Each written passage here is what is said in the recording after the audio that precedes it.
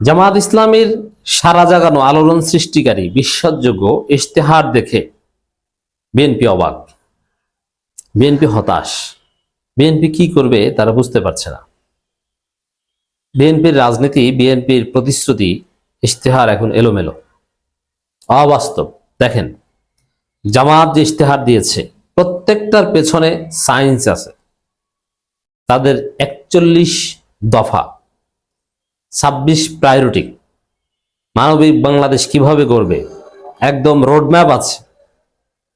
এবং অবাস্তব, অকাল্পনিক, অর্থনীতিতে সমর্থনযোগ্য নয়, একাডেমি গ্রহণযোগ্য নয়, জাস্ট কথার ফুলঝুরি, এরকম একটাও নয়। প্রত্যেকটার পেছনে শত শত এক্সপার্ট কাজ করেছে।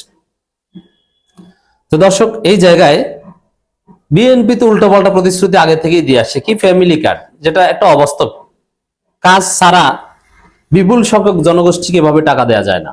শুধু যার হাত পা নাই, ডিসেবল কি বলে ওটাকে, ওই টাইপের, অথবা অতি বৃদ্ধ, ওই বয়স্ক ভাতা, পঙ্গু ভাতা, এই টাইপের কিছু লোককে কাজ ছাড়া টাকা দেওয়া যায়।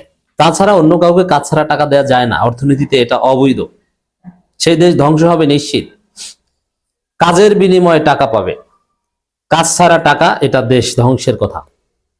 এই অবাস্তব থিওরি বিএনপি দিচ্ছে তো দিচ্ছেই, আরো যা বলছে বিএনপি নেতাই তো জানে না যে কোথায় কি হচ্ছে, কোথায় চিনিকল, কোথায় ইপিজেড, কোথায় তিস্তা ব্যারেজ, তো কিছুই তো জানেন না।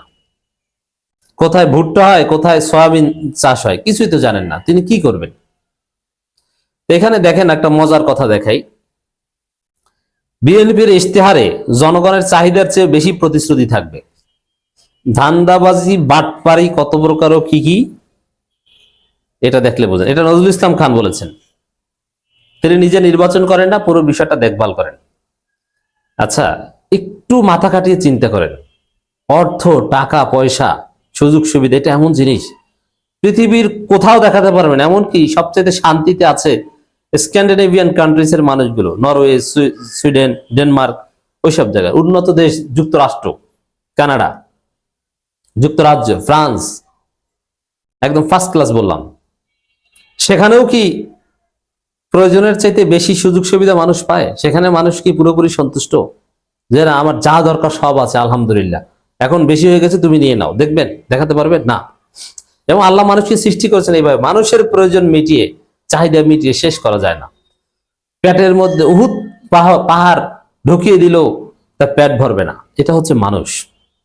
সেখানে বাংলাদেশের মতো দেশ, যে দেশ এখনো কার্যত গরিব, যে দেশের মানুষ এখনো না খেয়ে থাকে, কত সমস্যা, বিনা চিকিৎসায় মারা যায়, পদে পদে সমস্যা, সেই দেশে চাহিদার চেয়েও বেশি প্রতিশ্রুতি থাকবে। এটা কোন মাপের ধান্দাবাজি এবং বাটপারি প্রতিশ্রুতি, এটা বুঝতে আমার মনে হয় এক্সপার্ট হওয়া দরকার না, একটু মাথা খাটা তাহলে বুঝবেন। তাহলে কি বোঝা গেল? চাহিদার চাইতে বেশি কিছু দেওয়া তো একদম সম্ভব না। চাহিদা মেটানো ইউরোপ আমেরিকার পক্ষেই সম্ভব না। তার তো বাংলাদেশে এই প্রায় 20 কোটি মানুষের এই বাংলাদেশ, যেখানে জনসংখ্যা অধিক, সেই তুলনায় ন্যাচারাল রিসোর্স কম, আর রিসোর্স যা আছে সেগুলো আমরা ইউটিলাইজ করতে পারি না। তাহলে এটা কতটা অবাস্তব এবং ফালতু কথা, আশা করি আপনারা বুঝতে পারছেন। এরপরে দেখেন, চাহিদার চেয়ে বেশি প্রতিশ্রুতি থাকবে, এটা কোনো কথাই না। চাহিদার চেয়েও বেশি প্রতিশ্রুতি থাকতে পারে না। তাহলে কি ওই প্রতিশ্রুতি হবে ভুয়া প্রতিশ্রুতি? চাহিদার চেয়েও বেশি প্রতিশ্রুতি, ওটা ভুয়া। বরং যদি এরকম কথা কেউ বলে যে না, আপনাদের চাহিদা মেটানোর সর্বোচ্চ চেষ্টা করব, চাহিদার কাছাকাছি যাওয়ার চেষ্টা করব, আমি বলি না যে জামাত ক্ষমতায় আসলে বাংলাদেশের জনগণের কোনো চাহিদাই থাকবে না, সব চাহিদা মিটিয়ে ফেলাবে, ইম্পসিবল। ফেরেশতাকে ক্ষমতা দিয়েও এটা পারবে না। নবী রাসূলদের যুগে সাহাবায়ে কেরামদের শাসন আমলেও চাহিদা পুরোপুরি পূরণ করতে পারে নাই।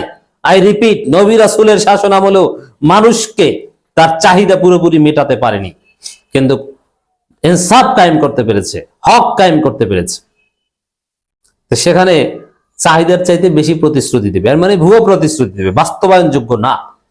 বাস্তবায়নযোগ্য কি? যে না, আমরা চেষ্টা করব ইনসাফ কায়েম করার। সবার চাহিদা তো মেটানো সম্ভব নয়, অ্যাটলিস্ট কেউ যেন বৈষম্যের শিকার না হয়, এগুলো বলা যায়। আর এই জন্য দেখেন যে জামায়াতের প্রতিশ্রুতি প্রত্যেকটা বাস্তবসম্মত, অ্যাপ্লিকেবল, এবং প্রত্যেকটা বাস্তবায়নযোগ্য, ইমপ্লিমেন্টেবল, ইমপ্লিমেন্ট করা যায়, এবং তার পেছনে থিওরি আছে, বাস্তবতা আছে। জামাত যত প্রতিশ্রুতি দিয়েছে, সেই প্রতিশ্রুতির বিষয় বাস্তবায়ন করতে টাকা কোথায় পাবে এটাও জামাত আগে বিশ্লেষণ করে তারপরে প্রতিশ্রুতি দিয়েছে। কারণ দেশ চালাতে গিয়ে জামাত জবাবদিহি করবে।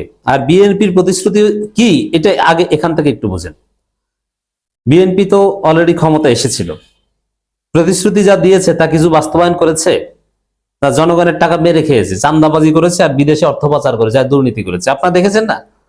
তো বিএনপি এবার যে আগের চাইতেও বেশি ভুয়া প্রতিশ্রুতি দিবে, এটা এই কথা থেকেই বোঝা যায় নজরুল ইসলাম খানের, যে চাহিদার চেয়েও বেশি প্রতিশ্রুতি থাকবে। এর মানে এই প্রতিশ্রুতি কোনো প্রতিশ্রুতি না, এটা হচ্ছে বাটপারি, বাস্তবসম্মত কথাবার্তা বলছে না। এই জন্য দর্শক মন্ডলী, আপনি একটু মাথা খাটান, একটু গভীরভাবে চিন্তা করেন যে এইসব কথাবার্তা কি বলছে। আর বিএনপিকে তো আপনারা 1991-তে দেখেছেন, 2001 থেকে 6 পর্যন্ত দেখেছেন। 91 তো অনেকে দেখেন নাই, কিন্তু 2001 থেকে 2006 পর্যন্ত তো দেখেছেন আপনারা যে এরা কি করে, কি ভয়ানক চাঁদাবাজ। আপনার কি মনে আছে 2001 থেকে 2006, বিশেষ করে 4 সাল, 5 সাল, 6 সালে দ্রব্যমূল্যের কি ভয়ানক ঊর্ধ্বগতি হয়েছিল? হাসিনার আমলে এত দ্রব্যমূল্যের ঊর্ধ্বগতি কখনো হয়নি, যেটা বিএনপির সময় হয়েছিল। কেন হয়েছিল? হাসিনার আমলে হয়েছিল, কিন্তু মানুষের ক্রয় ক্ষমতা ছিল। এমনকি সেই করোনাকালীন সময় যখন সারা পৃথিবী স্তব্ধ হয়ে গেছে, তখনও কিন্তু মানুষ না খেয়ে থাকেনি। আমাদের সাহায্যের মাধ্যমে হোক আর যেভাবেই হোক না কেন, সবার ঘরে খাবার পৌঁছে গিয়েছে। এর মানে দেখেন, দ্রব্যমূল্যের ঊর্ধ্বগতি এটা সমস্যা না, সমস্যা হচ্ছে আপনার ক্রয় ক্ষমতার মধ্যে আছে কিনা।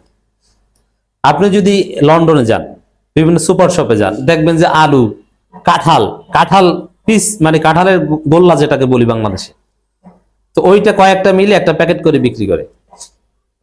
যে কাঁঠাল বাংলাদেশে 100 টাকা, ওইখানে আপনার প্রায় বাংলাদেশি টাকার 1800, 1900, 2000, 2500 টাকা লাগবে। তো এটা ঊর্ধ্বগতি না? টমেটো, শসা, বাংলাদেশে ওটা তো পানির দাম, আর আপনি লন্ডনে সুপার শপে যে দেখেন যে টমেটো, শসার দাম কত, একটু কিনে দেখেন না। এবং ওই দেশের পূর্বের তুলনায়ও মাঝে মাঝে দাম বেড়ে যায়, কিন্তু তারপরও করোনাকালীন সময় ভয়ানক ঊর্ধ্বগতি হয়েছিল। লন্ডনের কথাই বলি, পৃথিবীর অন্যতম সভ্য একটা শহর লন্ডন, কিন্তু তারপরও আপনি দেখেন সেখানে মানুষ না খেয়ে থাকে না, কারণ তাদের অর্থ আছে, তারা কিনতে পারে, বেশি হলেও সমস্যা নাই, কিনতে পারে।